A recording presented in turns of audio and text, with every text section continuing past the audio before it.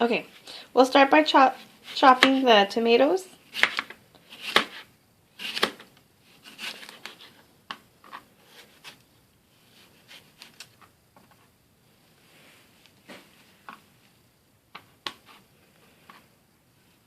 What was that?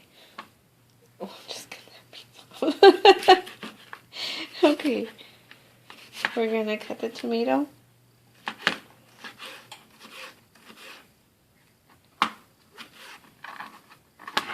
Into little dices.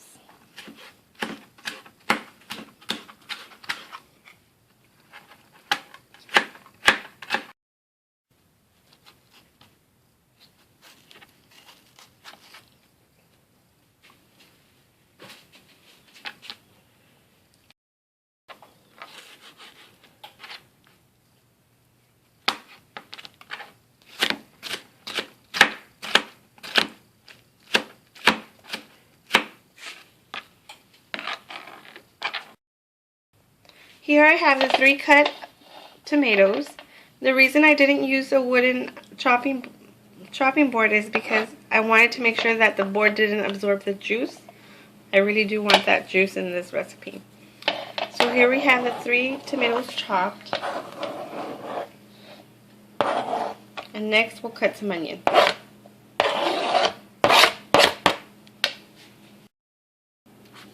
I'll be using this large white onion. You could use yellow onion. So what I do is I've been told that's not how you cut the onion, but well, that's how I cut it. So now that I've taken out the outer layer, I've got about 1/3 of an onion.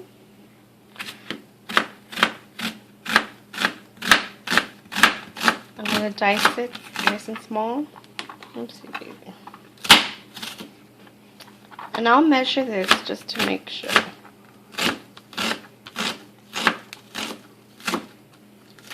Okay, let me go ahead and measure this for you guys.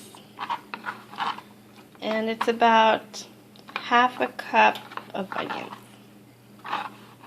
So I've got 3 tomatoes.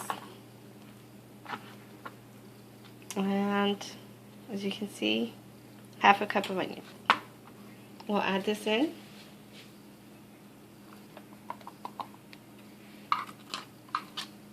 Okay, now we'll chop the jalapeno. Okay. And I'll be using the seeds. Unless you don't want it spicy, then you can just cut around the membranes. Some people don't like it spicy, I understand, so just cut out the membrane. This is the spicy stuff. After this, don't scratch your eyes so that you don't get this in your eyes. But for the purpose of this recipe, I'm gonna go ahead and leave the membrane. No, I'm not gonna leave the membrane. I'm gonna take it out. I'll just leave one.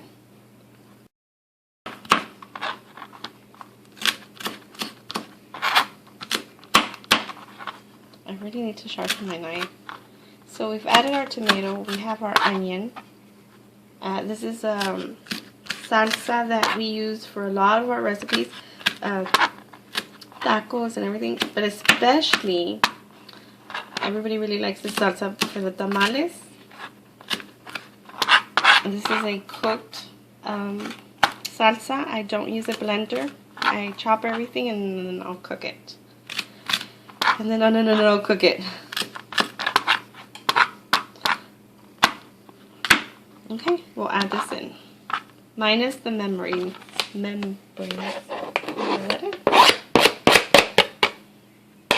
Okay, now that we've added we have our 3 tomatoes, 1/2 cup of onions, 1/2 a jalapeno. You could also use serrano. I'm gonna go ahead and add, let me get my measuring cup. I'm adding some tomato sauce, 1/2 cup of tomato sauce to this recipe. So on top of that, I'll add the tomato sauce.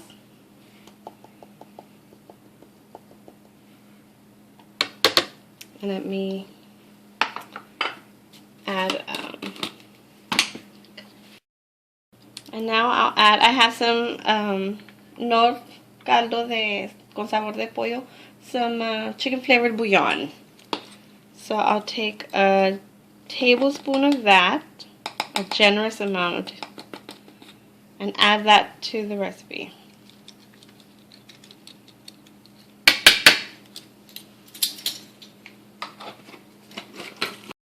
I have my stove on 6 or a medium high. I'm going to add about a tablespoon of cooking oil, vegetable oil, and now I'll go ahead and add the salsa, which is our tomatoes. See that juice? That's the juice you want to see. That's why I didn't cut on a. This is a lot of salsa, but it'll get. It looks like a lot of vegetables, but it'll reduce down. So I'm not adding salt because the chicken bouillon has what I feel a lot of salt. So you could add some. Definitely add some.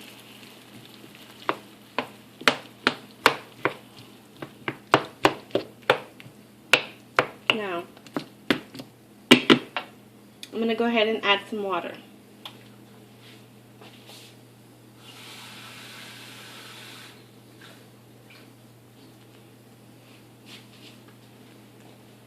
I'm adding a cup of water. I previously measured the tomato sauce in here, so that's why it looks a little bit red, but it is just plain water.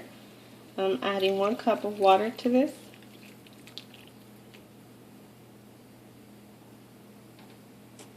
And another one.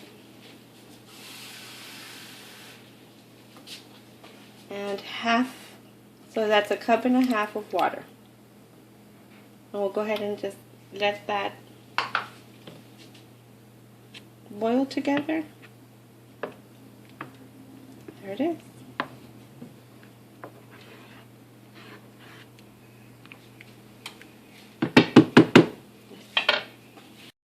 This is what the salsa looks like as it's boiling, but it's not ready yet, and we'll come back to it. Well, it's starting to reduce, as you can tell right here off the side of the pan. It's not done yet. I'll go ahead and stir it. And we'll go ahead and wait for that to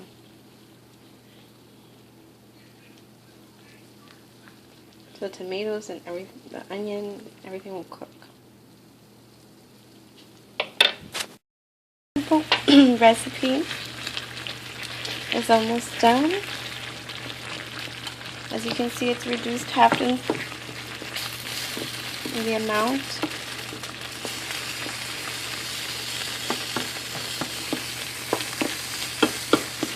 Now it's starting to get the consistency of a salsa.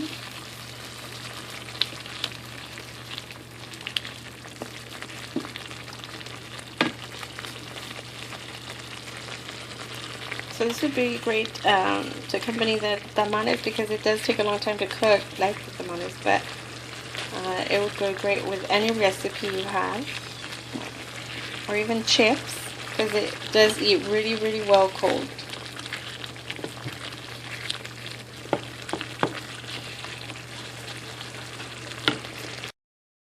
Salsa, it's been cooking for 40 minutes.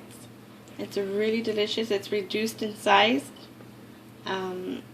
It almost looks like it came out of a jar. So we'll go ahead and pour that in a bowl.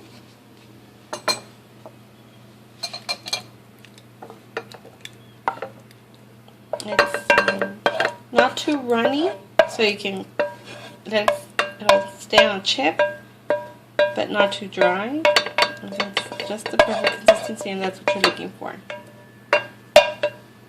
And there it is.